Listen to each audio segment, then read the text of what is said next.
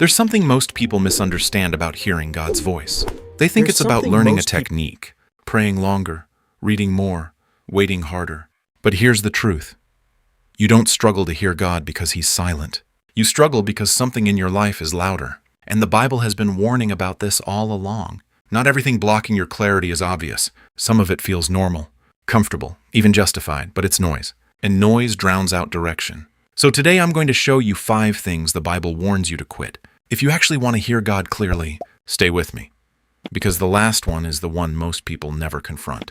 And it's the reason they stay spiritually stuck for years. Let's start at the surface and go deeper. Number 1, constant distraction. Most people think distraction is harmless. Scrolling, notifications, endless content, just a way to relax, right? But here's what most people miss. Distraction is not neutral. It's spiritual interference. The Bible says in Psalm 46:10, "Be still and know that I am God." Be still, not busy, not overwhelmed, not constantly stimulated. Still, because God's voice doesn't compete, it invites. And if your mind is always full, there's no space left for clarity. Think about your own life. When was the last time you sat in silence without reaching for your phone? Without filling the gap with noise? Exactly, we've trained ourselves to escape stillness. But stillness is where God speaks. Most people aren't ignoring God. They're just too distracted to notice Him. And the longer this continues, the harder it becomes to recognize His voice at all. Because clarity requires quiet. Not external silence, internal stillness. If you want to hear God, you have to create space where His voice can land. Number 2, unaddressed sin. This one is uncomfortable, but it's necessary. Most people want clarity without correction. They want direction without transformation. But the Bible is clear. Isaiah 59:2 says, "Your iniquities have separated you from your God." Separated, not because God left. But because sin creates distance. And here's the part people avoid. It's not just major sin. It's the small compromises, the habits you justify, the patterns you know are wrong, but keep repeating. And over time, that doesn't just affect your behavior. It affects your sensitivity. You stop feeling conviction. You stop noticing the pull. You stop hearing clearly. Not because God stopped speaking, but because your spirit stopped responding. Most people think spiritual confusion is random. It's not. It's often the result of misalignment. Because God doesn't guide a life that's resisting Him. He corrects first, then He directs. So if you feel distant, unclear, disconnected, ask yourself this honestly. Is there something in your life that you already know you need to let go of? Because clarity doesn't come from ignoring truth. It comes from aligning with it. Number 3, emotional chaos. This one is subtle, but powerful. You don't just hear God with your ears. You hear Him through your spirit. And when your emotions are unstable, your perception becomes distorted. The Bible says in 1 Corinthians 14:33, "For God is not the author of confusion, but of peace." Peace, not anxiety, not overthinking, not constant emotional turbulence. Peace is not just a feeling, it's a signal. But here's what most people miss. When your life is filled with emotional chaos, everything starts to sound like confusion. You can't tell the difference between fear and wisdom, between anxiety and conviction, between your thoughts and God's voice. And that leads to one dangerous pattern. You start making decisions based on emotion instead of truth. But God doesn't lead through panic. He leads through clarity, even in uncomfortable situations. So if your inner world is always noisy, you won't recognize His direction when it comes. That's why discipline matters. Guarding your thoughts, managing your inputs, choosing peace over reaction. Because the clearer your spirit becomes, the clearer His voice becomes. Number 4, seeking validation from people.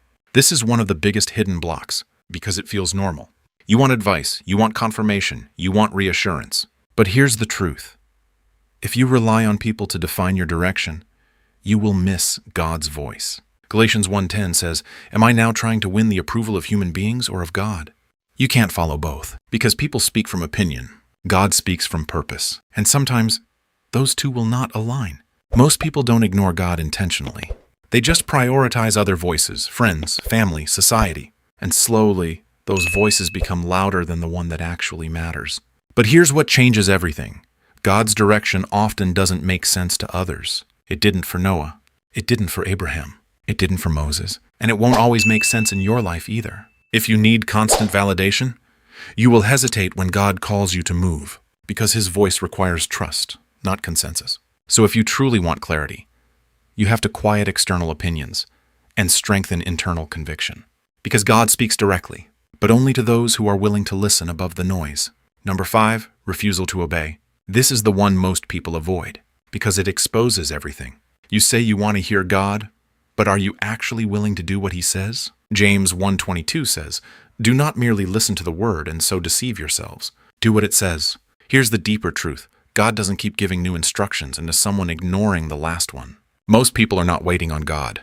God is waiting on them, waiting for obedience, waiting for action, waiting for movement.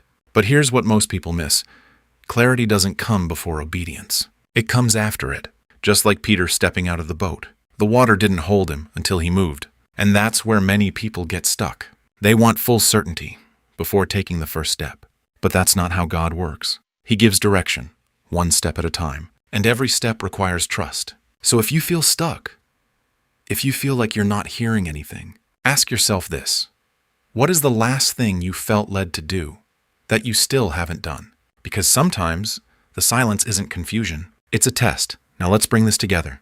Most people think hearing God is about gaining something new. But according to everything we just covered, it's actually about removing what's in the way. Distraction, sin, emotional chaos, external validation, disobedience. These are not small things. They shape your awareness. They shape your perception. They shape your connection. And when you remove them, something powerful happens. Clarity returns. Peace becomes noticeable. Direction becomes clearer. Conviction becomes stronger. Not because God started speaking, but because you finally created space to hear him. This is the part most people never realize. God's voice was never the problem. The environment was. And when you fix the environment, everything changes. So here's what I want you to do. Don't try to fix all 5 at once. Just start with one, the one that hit you the hardest, the one you felt, not just heard. Because that's where your breakthrough is. And if this message opened your eyes, type clarity in the comments. Not for me, but as a decision. A declaration that you're done living in noise and ready to walk in direction. Because the people who hear God clearly are not the most spiritual. They're the most aligned, and that changes everything.